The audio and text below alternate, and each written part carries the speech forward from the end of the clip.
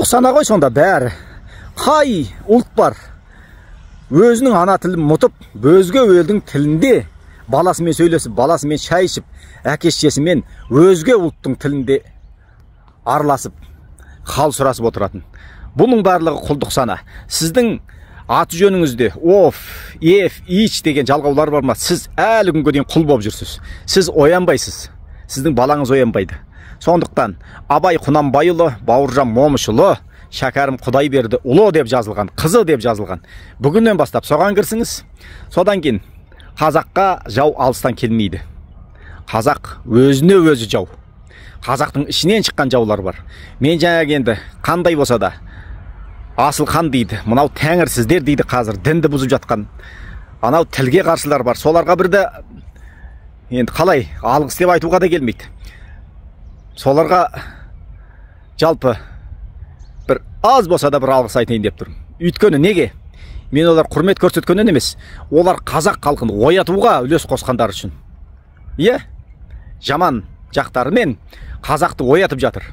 Жаңағы тілін қорлап, дінін қорлап, жаңағы тәңірсіздер келіп, біздің қазақтың санасын ашып жатыр жалпы. Өзінің ата дінін қайтадан зерттеп, қайтадан берік болып жатыр дініне.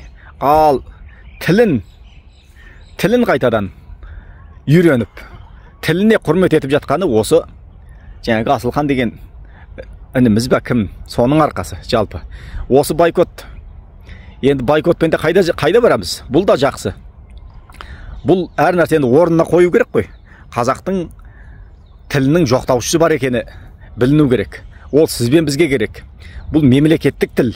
Мемлекеттік біздің заңымызда жазылған, конституциямызда жазылған.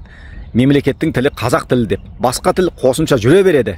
Өзге тілдің бәрін біл дейді. Өз тіліңді құрметте. Қай итті көрдіңіз? Мысық боп мияулаған. Иә, қай сиырды көрдіңіз? Шошқа боп қортылдаған. Сонда сіз ит құрлы жоқсыз ба? Былай айтқанда. Иә? Онда сіз ит пен мысық құрлы жоқсыз деген сөз. Өзінің тілін білмеген.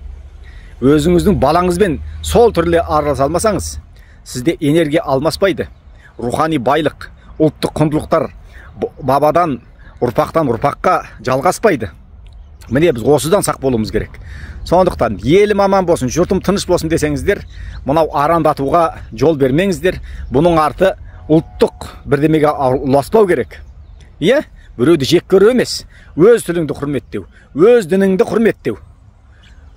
Солай ғой, өзіңнің бабаңның, өзіңнің тарихыңа құрмет.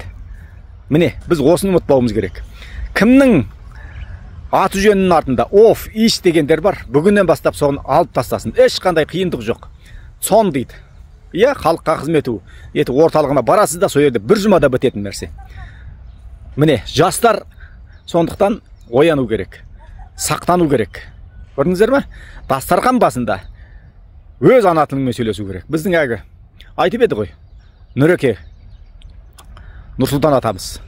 Қазақпен өзі қазақша сөйлесінші деп. Ең әуелі содан басталады. Кімді қалай жамандасаңыз да, сіз өзіңіз қазақпен қазақша сөйлеспей, балаңызбен қазақша сөйлесіп, тілдеспей, ол ештеңке бітпейді. Сондықтан әркім өзінен бастау керек. Тілге құрмет, дінге құрмет, дәстүрге құрмет, тарихқа құрмет, елге, жерге құрмет, осыдан басталады. Ал мен отырып алып, елімді жақсы көрем деп, мен басқа тілде сайрап отырсам, мысық боп, ит боп үріп отырсам, ол мен мысық емеспін мен. Солай ғой. Сіз қазақ емессіз. Орысша сөйлейсіз бе, сіз қазақ емессіз. Болды. Ұлт пен ұлтты айырмашылығы ұлттан ұлттың. Оның тілі, оның түрі де ұқсай береді, дәстүрі де ұқсай береді. Бірақ оның тілі. Сондықтан тілі өлген ел, тірі өлген ел деп айтады. Құдай сақтасын.